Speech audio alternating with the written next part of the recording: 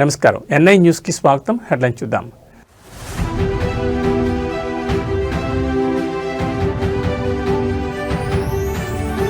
భద్రాద్రిలో పులి కలకలం. ఆళ్లపల్లి అటవీ ప్రాంతంలో పెద్ద పులి సంచారం.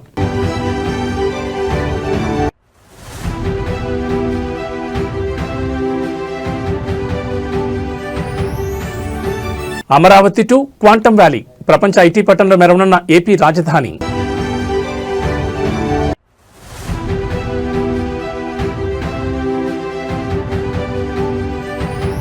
కేరళ బస్సు ఘటనతో మేల్కొన్న సమాజం. అసభ్య ప్రవర్తనపై ధైర్యంగా స్పందించిన మహిళా ప్రయాణికురాలు.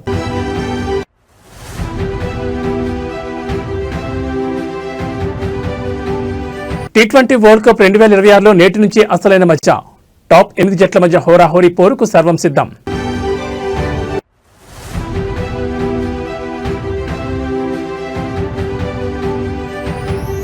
తెలుగు రాష్ట్రాలకు వాతావరణ శాఖ కీలక హెచ్చరిక. నేడు అల్పపీడనంగా మారనున్న ఉపరితల ఆవర్తనం. ఇక వివరాలు చూస్తే భద్రాద్రి కొత్తగూడెం జిల్లాలో పెద్ద పులి కలకలం సృష్టిస్తోంది. జిల్లాలోని ఆళ్లపల్లి అటవీ ప్రాంతంలో పులి సంచరిస్తుండటంతో స్థానిక ప్రజలు తీవ్ర భయాందోళనకు గురవుతున్నారు. గత కొన్ని రోజులుగా అటవీ సరిహద్దు గ్రామాల్లో ఏదో జంతువు సంచరిస్తోందని ప్రచారం జరుగుతుండగా తాజాగా పులి పాదముద్రలు లభ్యం కావడంతో అది పెద్ద పులని అధికారులు నిర్ధారించారు. ఆళ్లపల్లి మండలంలోని అటవీ పరిసర ప్రాంతాల్లో పెద్ద పులి పాదముద్రలను అటవీ శాఖ అధికారులు గుర్తించారు. ఈ పాదముద్రల ఆధారంగా పులి సంచారంపై క్లారిటీ రావడంతో యంత్రాంగం అప్రమత్తమైంది. ముఖ్యంగా పశువుల కాపరులు, అటవీ ఉత్పత్తుల సేకరణకు వెళ్లే గిరిజనులు ప్రాణభయంతో వణికిపోతున్నారు. పొలం పనులకు లేదా కట్టెల సేకరణకు ఎవరూ ఒంటరిగా అడవిలోకి వెళ్లొద్దని అధికారులు హెచ్చరిస్తున్నారు. అటవీ గ్రామాల్లో రాత్రిపూట బయట తిరగొద్దని, ఇళ్ల ముందు వెలుతురు ఉండేలా చూసుకోవాలని సూచిస్తున్నారు. పశువులను అడవిలోకి మేతకు పంపించొద్దని కోరుతున్నారు. ప్రస్తుతం అటవీ శాఖ అధికారులు రంగంలో దిగారు. పులి కదలికలను కనిపెట్టేందుకు ట్రాప్ కెమెరాలను ఏర్పాటు చేసే ఆలోచనలో ఉన్నారు. పులి ఎటువైపు నుంచి వచ్చింది, ఏ దిశగా వెళ్తుందనే అంశాలపై నిరంతరం నిఘా ఉంచారు. ఒకవేళ పులి ఎక్కడైనా కనిపిస్తే వెంటనే అధికారులకు సమాచారం ఇవ్వాలని, అంతేకాని దాన్ని రెచ్చగొట్టే ప్రయత్నాలు చేయొద్దని స్పష్టం చేస్తున్నారు. జిల్లా యంత్రాంగం తీసుకుంటున్న చర్యలతో ప్రజలు కొంత ధైర్యంగా ఉన్నా పులి ఎప్పుడు ఎటువైపు నుంచి వస్తుందో అన్న ఆందోళన మాత్రం నెలకొంది.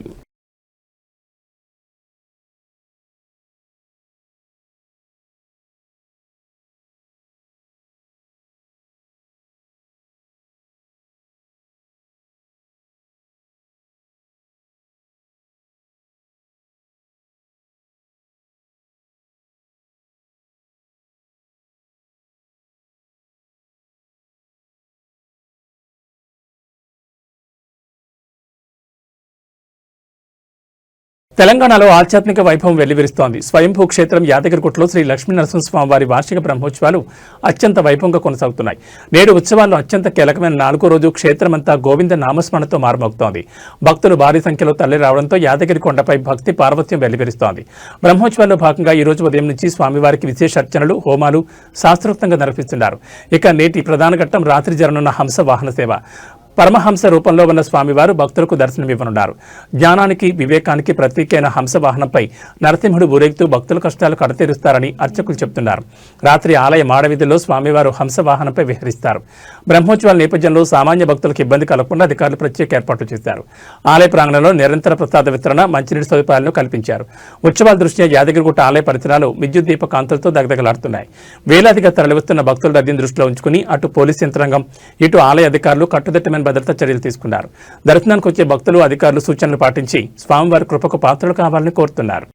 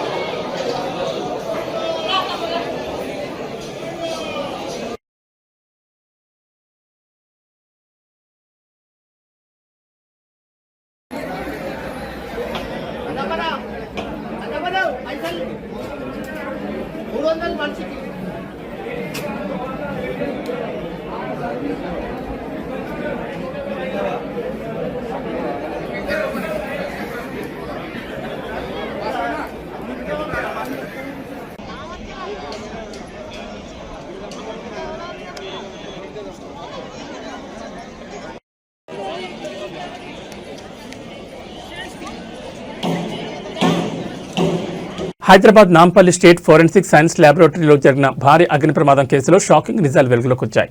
ఈ ప్రమాదంపై దర్యాప్తు చేపట్టిన నాగ్పూర్ నిపుణుల బృందం కీలక నివేదికను సమర్పించింది.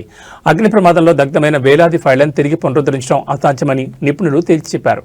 ఇది రాష్ట్ర వ్యాప్తంగా పెండింగ్లో ఉన్న వందలాది క్రిమినల్ కేసులపై తీవ్ర ప్రభావం చూపే అవకాశం కనిపిస్తోంది. నాంపల్లి ఫోరెన్సిక్ ల్యాబ్లో జరిగిన ప్రమాదంపై లోతైన విచారణ జరిపిన నాగ్పూర్ బృందం ల్యాబ్లోని కీలక విభాగాల్లో జరిగిన నష్టాన్ని అంచనా వేసింది. సుమారు 1100కు పైగా అత్యంత కీలకమైన కేసు ఫైళ్లు మంటలో పూర్తిగా కాలిపోయాయి. డిజిటల్ డేటా మాత్రమే కాకుండా భౌతికంగా ఉన్న రికార్డులు కూడా పూర్తిగా కాలిపోవడంతో వాటిని తిరిగి సేకరించడం సాధ్యం కాదని నిపుణులు స్పష్టం చేశారు. హత్యలు, దోపిడీలు, డ్రగ్స్ మరియు ఇతర సెన్సేషనల్ కేసులకు సంబంధించిన ఫోరెన్సిక్ ఆధారాలు ఈ ఫైళ్లలో ఉన్నాయి. ఇప్పుడు అవి లేకపోవడంతో నిందితులకు శిక్ష పడడం కష్టతరమనే ఆందోళన వ్యక్తమవుతోంది. ఫోరెన్సిక్ నివేదికలే కోర్టులో ప్రధాన ఆధారాలుగా నిలుస్తాయి. అటువంటి కీలక డేటా మాయమవ్వడం న్యాయ వ్యవస్థకు పెద్ద సవాల్గా మారింది. నాగపూర్ బృందం ఇచ్చిన ఈ నివేదికతో ఇప్పుడు తదుపరి చర్యలు ఎలా ఉంటాయనేది ఉత్కంఠగా మారింది. పోలీసులు ఇప్పుడు ప్రత్యామ్నాయ ఆధారాల కోసం ప్రయత్నిస్తున్నప్పటికీ 1100 ఫైళ్ల డేటా రికవరీ కాకపోవడం తీరని లోటుగా మారుతోంది.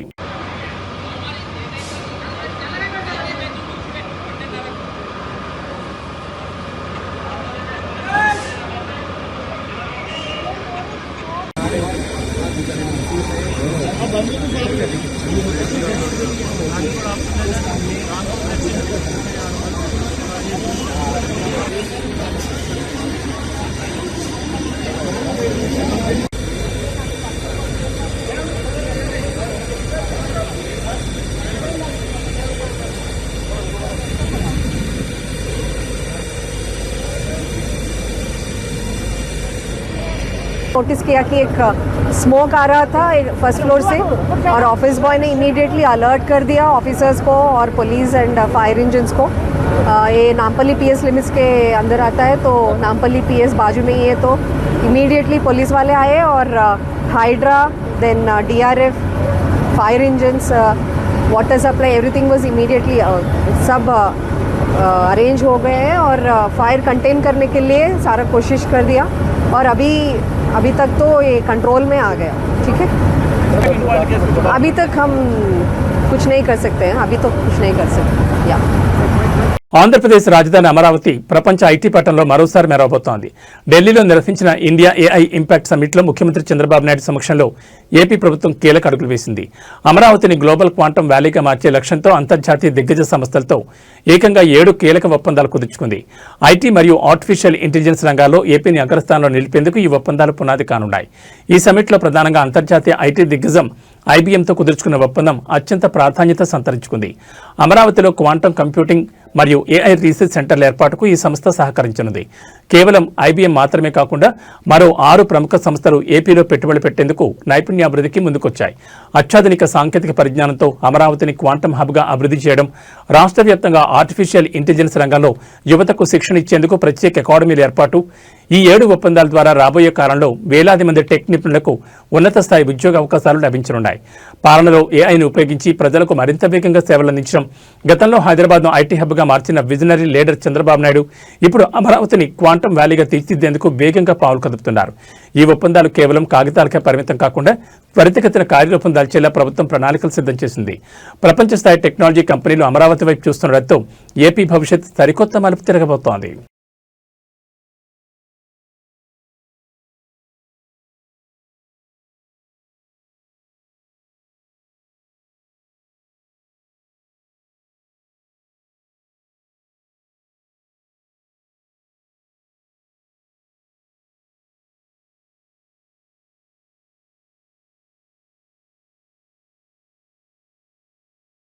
In Andhra Pradesh, we are having Amaravati centric. First time quantum computer we have launched there. As on today, all of us are talking Silicon Valley. Tomorrow, people are going to talk all over the world Quantum Valley. That is Andhra Pradesh. That is in Amaravati. If you name, yesterday, Google chief has announced. Google is investing $15 billion in Visakhapatnam. AI and also data center, 1 gigawatt. Now so many companies are coming to start data centers in Visakhapatnam. Visakhapatnam is going to become data hub and also connecting sea cable to different parts of the world, particularly USA and other parts. Now in Amaravati we have started quantum computing. Now another 2 years time we are going to produce quantum computers also. That ecosystem we are emerging. Now you name anything. Historically if you see, governments are lagging behind. Today our Honorable Prime Minister is leading. When a policy maker of the nation will have a passion to do things, then automatically it will happen. That is the order of the day today. Even in Andhra Pradesh, we are having all my government historical records. It is online. Current data we are updating regularly. We are integrating central government, state government data. India is having a unique advantage, Aadhaar, is UAID. Any identification real time you can do anywhere in the country. That is the biggest advantage. Now we have seen UPI. Now we are number one in digital transactions in the world. We have masterized that also. Now if you can go next level AI, we can do wonders. Palnadu జిల్లాలో నేడు అభివృద్ధి పండుగ నెలకొంది. ముఖ్యమంత్రి చంద్రబాబు నాయుడు నేడు వినుకొండ నియోజకవర్గంలో పర్యటిస్తున్నారు. రాష్ట్ర వ్యాప్తంగా ప్రతిష్టాత్మకంగా చేపట్టిన స్వచ్ఛాంధ్ర స్వర్ణాంధ్ర కార్యక్రమంలో భాగంగా పలు అభివృద్ధి పనులకు ఆయన శ్రీకారం చుట్టనున్నారు. జిల్లా యంత్రాంగం మరియు స్థానిక ఎమ్మెల్యే జీవీ ఆంజనేయుల ఆధ్వర్యంలో సీఎం పర్యటనకు భారీ ఏర్పాట్లు జరిగాయి. వినుకొండల రోడ్ల అభివృద్ధి పనులతో పాటు యువతకు ఉపాధి కల్పించే ఉద్దేశంతో నైపుణ్యాభివృద్ధి కేంద్రానికి సీఎం శంకుస్థాపన చేయనున్నారు.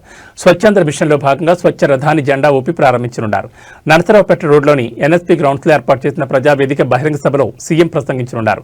ప్రభుత్వ జూనియర్ కళాశాల మైదానంలో స్థానిక ప్రజల నుంచి నేరుగా వినతులు స్వీకరించి అక్కడికక్కడే పరిష్కార దిశగా అధికారులను ఆదేశించనున్నారు. అనంతరం వినుకొండలోని సామాజిక ఆరోగ్య కేంద్రాన్ని సీఎం సందర్శించి అక్కడ అందుతున్న వైద్య సేవలను స్వయంగా పర్యవేక్షించనున్నారు. ముఖ్యంగా బయోమెడికల్ వేస్ట్ మేనేజ్మెంట్ ప్రతినిధులతో ఆయన ముఖాముఖి నిర్వహించనున్నారు. పల్నాడు గడ్డపై అభివృద్ధిని పరుగులు తీయించడమే లక్ష్యంగా సీఎం ఈ పర్యటన కొనసాగుతోంది. సభానంతరం నియోజకవర్గ స్థాయి నేతలతో ప్రత్యేకంగా భేటీ పార్టీ మరియు ప్రభుత్వ కార్యక్రమాలపై దిశానిర్దేశం చేయనున్నారు.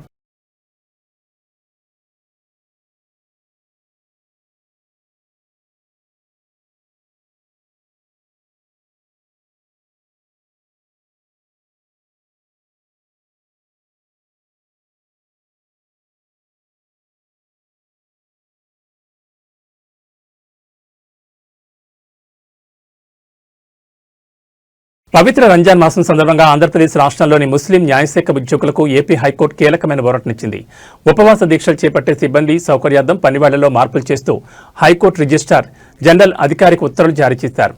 ఈ నిర్ణయం పట్ల ముస్లిం ఉద్యోగుల నుంచి హర్షాతిరేకాలు వ్యక్తమవుతున్నాయి. రంజాన్ మాసంలో ముస్లిం సోదరులు కఠిన ఉపవాస దీక్షలు పాటిస్తారు. సాయంత్రం వేళలో ఇఫ్తార్ విందులు ప్రత్యేక ప్రార్థనల నేపథ్యంలో వారి సౌకర్యాన్ని దృష్టిలో ఉంచుకుని హైకోర్టు ఈ నిర్ణయం తీసుకుంది. రాష్ట్ర వ్యాప్తంగా ఉన్న జిల్లా న్యాయస్థానాల్లో పనిచేసే ముస్లిం సిబ్బంది అందరూ సాయంత్రం నిర్ణీత సమయం కంటే 1 గంట ముందుగానే కార్యాలయం నుంచి వెళ్లేందుకు అనుమతి లభించింది. ఈ నెల రోజుల పాటు అంటే రంజాన్ పండుగ ముగిసే వరకు ఈ వెసులుబాటు అమల్లో ఉంటుందని ఉత్తర్వుల్లో స్పష్టం చేశారు. జిల్లా కోర్టులు, సబార్డినేట్ కోర్టులు మరియు ట్రిబ్యునల్స్ లో పనిచేస్తున్న ముస్లిం ఉద్యోగులందరికీ ఈ గంట ముందస్తు సెలవు వర్తించనుంది. పవిత్ర మాసంలో ప్రార్థనలకు ఆటంకం కలగకుండా కుటుంబ సభ్యులతో కలిసి ఇఫ్తార్లో పాల్గొనేందుకు ఈ 1 గంట సమయం ఎంతో కీలకం కానుంది. ఏపీ హైకోర్టు తీసుకునే ఈ మానవీయ నిర్ణయంపై ముస్లిం మైనార్టీ సంఘాలు ధన్యవాదాలు తెలుపుతున్నాయి. న్యాయ వ్యవస్థలో కొనసాగుతున్న పని ఒత్తిడిని దృష్టిలో ఉంచుకుని కూడా భక్తి భావానికి పెద్దపీట వేయడం విశేషం.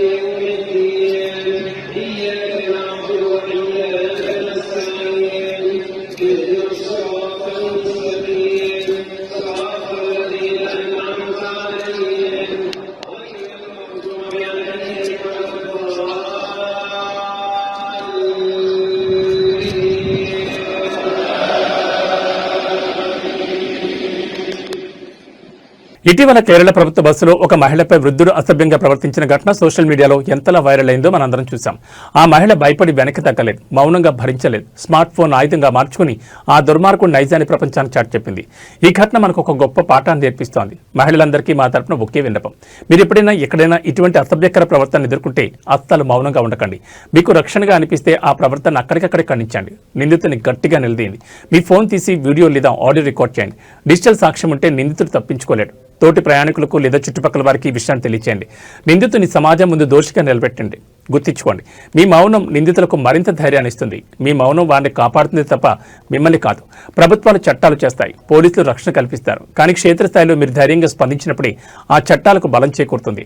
భయం వద్దు, బాధ్యతగా నిలబడండి.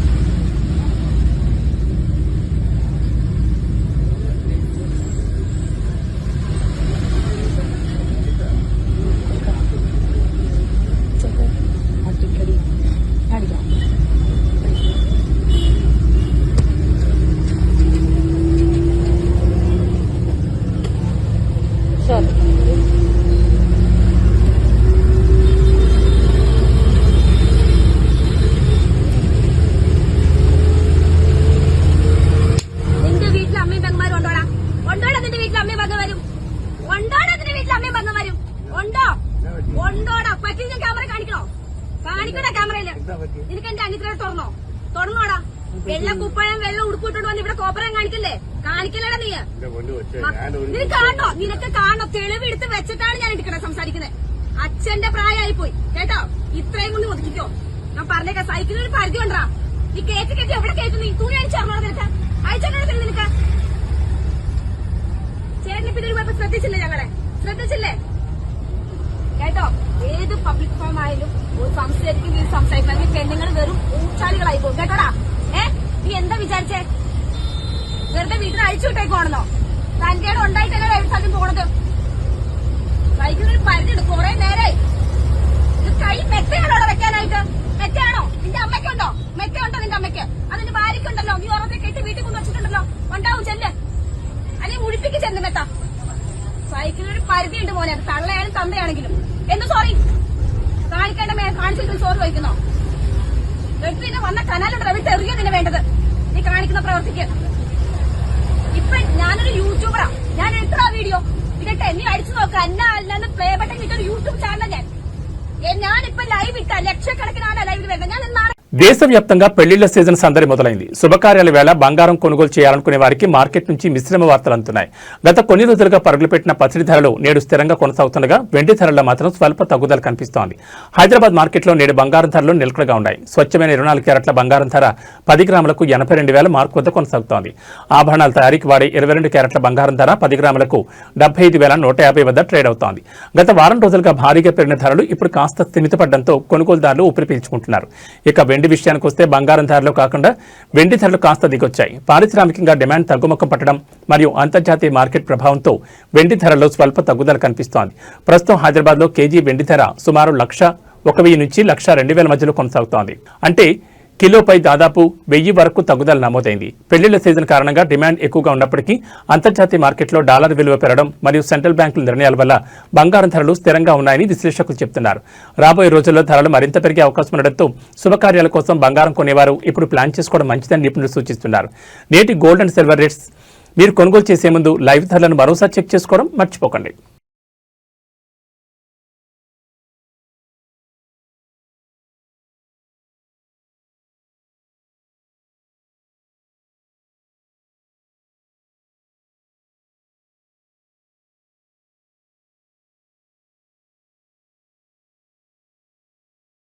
వెండి తెరపై తనకంటూ ఒక ప్రత్యేక గుర్తింపు తెచ్చుకున్న హీరో నవీన్ చంద్ర వరుస విజయాలతో దూసుకుపోతున్నారు. ఇటీవల థియేటర్లో విడుదలై ప్రేక్షకులు తెలియజేసిన ఆయన తాజా చిత్రం హనీ ఇప్పుడు డిజిటల్ ప్లాట్ఫామ్ పై సందడి చేసేందుకు సిద్ధమవుతోంది. పలాస 1978 ఫేమ్ కరుణ్ కుమార్ దర్శకత్వంలో తెరకెక్కిన ఈ సైకాలజికల్ హర్రర్ థ్రిల్లర్ థియేటర్లో విడుదలై కేవలం 20 రోజుల్లోనే ఓటీటీలోకి వస్తుండటంతో సినీ ప్రియుల్లో ఆసక్తి నెలకొంది.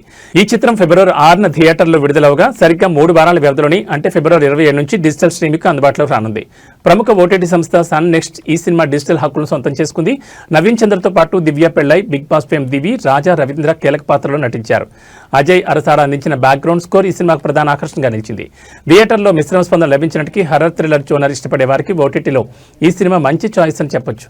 మూఢనమ్మకాలు ఒక మనిషి జీవితాన్ని ఎలా చిన్నాభిన్నం చేస్తాయనే పాయింట్ను ఈ సినిమాలో చాలా లోతుగా చూపించారు. సో ఈ వీకెండ్లో మీరు ఇంటి వద్ద కూర్చుని వెన్నులో వణుకు పుట్టించే హర్రర్ ఎక్స్పీరియన్స్ కావాలనుకుంటే సన్ నెక్స్ట్లో హనీని మిస్ అవ్వకండి.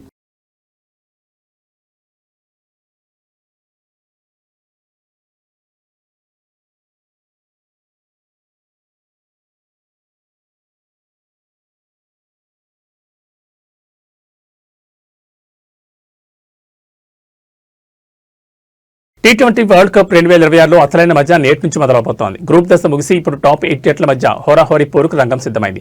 నేటి నుంచి సూపర్ 8 సమరం ప్రారంభం కానుంది. తొలి పోరులోనే మాజీ ఛాంపియన్ పాకిస్తాన్, పటిష్టమైన న్యూజిలాండ్ జట్లు తలపడనున్నాయి. సెమీ సిరీస్లో నిలవాలంటే ఈ మ్యాచ్ 2 జట్లకు అత్యంత కీలకం కానుంది. సూపర్ 8లో భాగంగా జరుగుతున్న ఈ తొలి మ్యాచ్పై సర్వత్రా ఆసక్తి నెలకొంది. పాకిస్తాన్ తన పేస్ విభాగంపై ఆశలు పెట్టుకోగా కివీస్ జట్టు తమ నిలకడైన ఆట తీరుతో దెబ్బ కొట్టాలని చూస్తోంది. పాక్ తరపున షాహీన్ అఫ్రిది బౌలింగ్, బాబర్ ఆజం బ్యాటింగ్ కీలకం కానున్నాయి. అటు న్యూజిలాండ్ జట్లో రచిన్ రవీంద్ర, డాలిర్ మిచిల్ వంటి హిట్లర్లు ఫామ్లో ఉండడం వారికి కలిసొచ్చే అంశం. అయితే ఈ హై వోల్టేజ్ మ్యాచ్కు వరుణుడు ఆటంకం కలిగించేలా కనిపిస్తున్నాడు. కొలంబోలో నేడు వర్షం కురిసే అవకాశం ఎక్కువగా ఉందని వాతావరణ శాఖ హెచ్చరించింది. ఆకాశం పూర్తిగా మేఘావృతమై ఉండడంతో మ్యాచ్ ఆలస్యమయ్యే లేదా ఓవర్లను కుదించే అవకాశాలు కనిపిస్తున్నాయి. ఒకవేళ వర్షం వల్ల మ్యాచ్ రద్దయితే ఇరు జట్లకు పాయింట్లు పంచుతారు. ఇది సెమీస్ సమీకరణాలను తారుమార్చేసే ప్రమాదం ఉండడంతో క్రికెట్ అభిమానులు ఆందోళన చెందుతున్నారు. వర్షం తగ్గుముఖం పట్టి పూర్తిస్థాయి మ్యాచ్ జరగాలని కోట్లాది మంది అభిమానులు కోరుకుంటున్నారు. ఈ కీలక పోరులో గెలిచి సూపర్ 8లో శుభారంభం చేసే జట్టు ఏదో చూడాలి మరి.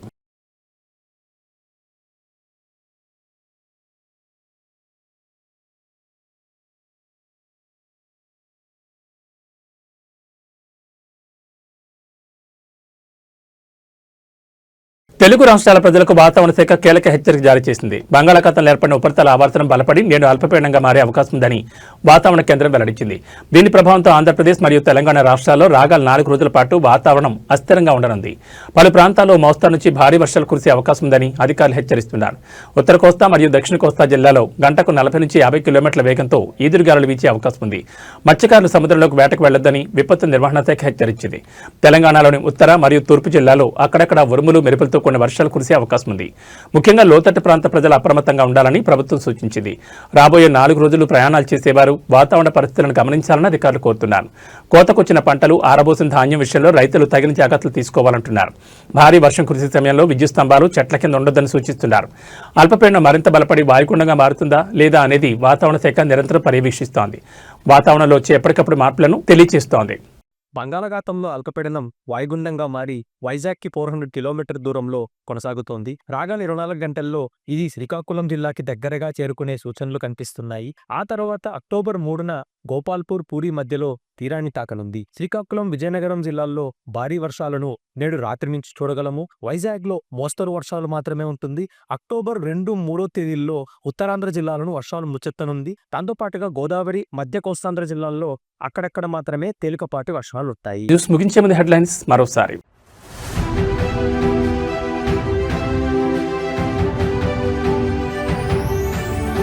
భద్రాద్రిలో పులి కలకలం, ఆళ్లపల్లి అటవీ ప్రాంతంలో పెద్ద పులి సంచారం.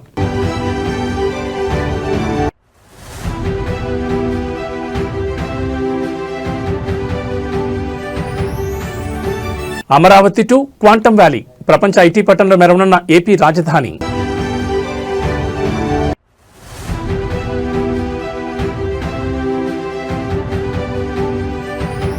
కేరళ బస్సు ఘటనతో మేల్కొన్న సమాజం, అసభ్య ప్రవర్తనపై ధైర్యంగా స్పందించిన మహిళా ప్రయాణికురాలు.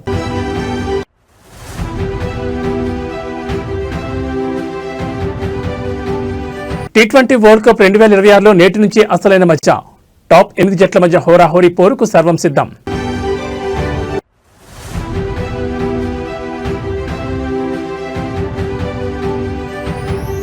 తెలుగు రాష్ట్రాలకు వాతావరణ శాఖ కీలక హెచ్చరిక. నేడు అల్పపీడనంగా మారనున్న ఉపరితల ఆవర్తనం. ఏబీ బులెటిన్ విశేషాలు. నమస్కారం.